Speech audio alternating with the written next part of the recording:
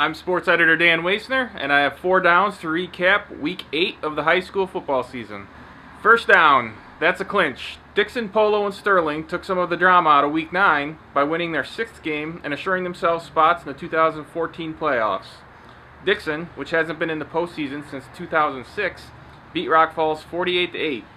The Dukes are in a 3-way tie in the BNC West for second place, and have a chance to bump at least one of those other teams down this week when they play Byron. Polo, which will be making its first appearance since 2009, won by blowout for the second week in a row over River Ridge 53-0. The Marcos and Clint's unleashed a share of the NUIC Upstate title Friday with a win over Warren. Sterling, the Warriors had their decade-long playoff run end last year after going 5-4 and not having enough playoff points to qualify. Sterling took out some frustration on Rochelle Friday night, and Rochelle made too many uncharacteristic errors as the Warriors won 21-6. The Warriors secured second place in the BNC West, and they play a crossover game Friday against Sycamore. Second down, conference closed. 3 of the area's 5 conference races were decided in Week 8. Geneseo wrapped up the NIB 12 West with a win over Ottawa. Lutheran clinched the outright title in the BNC West with a win, and Mendota's lost to Oregon.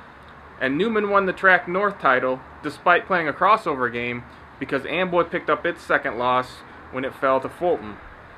Both NUIC divisions are still up for grabs. The NUIC Upstate has 3 teams with 1 loss. Stockton has finished division play at 7-1, so they have at least a share of the title.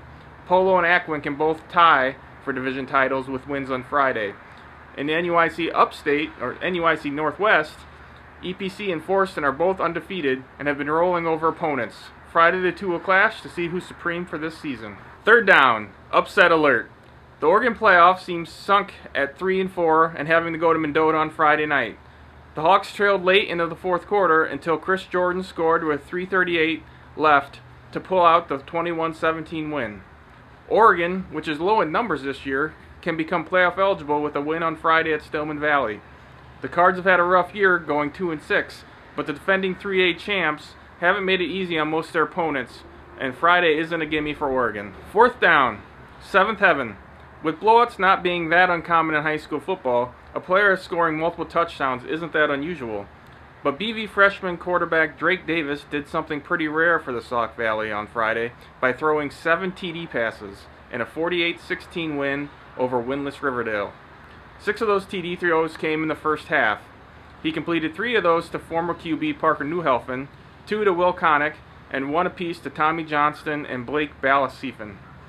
He finished with 336 yards on 18 of 22 passing. More importantly, the Storm have improved to 4-4 and can become playoff eligible with a win over Fulton on Friday. For more key numbers and figures from Week 8 and for this week's Athlete of the Weeks, see Tuesday's editions.